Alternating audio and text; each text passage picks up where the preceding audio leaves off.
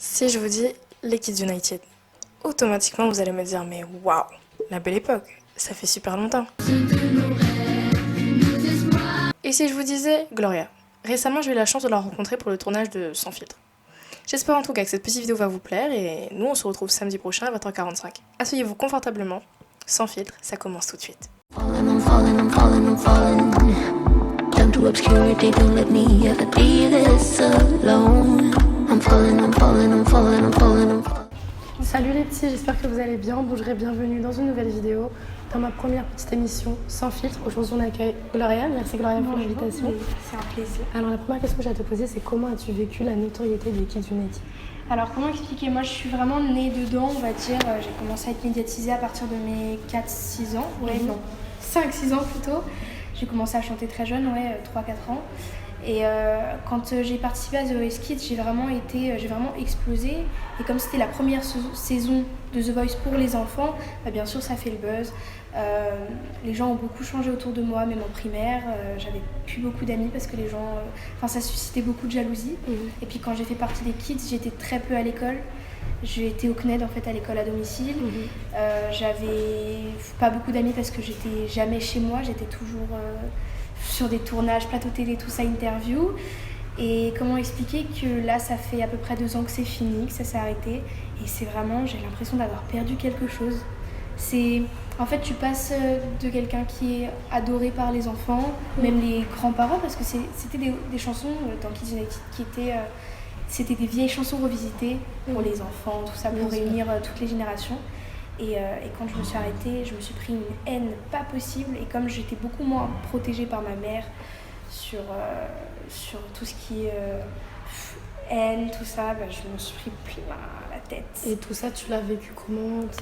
Je l'ai vécu comment? L'aventure Kids United, tu parles de l'aventure tout ça, quand tout ça s'est arrêté en fait. Comment tu l'as vécu toi personnellement? Ça fait mal à l'ego un peu parce que quand t'as grandi dedans, tu comprends pas forcément, pour toi c'est normal. Mais ça m'a appris aussi l'humilité, ça m'a appris plein de choses.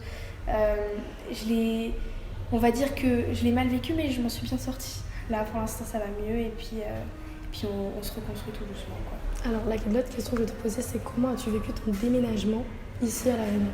Alors mon déménagement à La Réunion, faut savoir que moi je viens du Grand Est, en métropole, en France. Je suis mosellane, du coup j'habite en Moselle. Je pense que tu vois à peu près où c'est, Strasbourg, Nancy, tout ça. Moi j'habite à Metz et il fait hyper froid. Je suis partie, il faisait... Vraiment, il devait faire 9-8 degrés quand je suis partie. J'ai pris ma doudoune et après je l'ai mise dans le sac quand je suis arrivée à La Réunion. Et là, j'ai senti une chaleur que j'avais l'impression d'étouffer. Et au final, maintenant, je me suis habituée. Et j'ai vraiment vu à quel point ça n'avait rien à voir avec la métropole. C'était un peu plus petit, on avait accès à plein de choses rapidement. Il faut prendre la voiture. En 1 heure, 2 heures, on est là où il faut qu'on aille.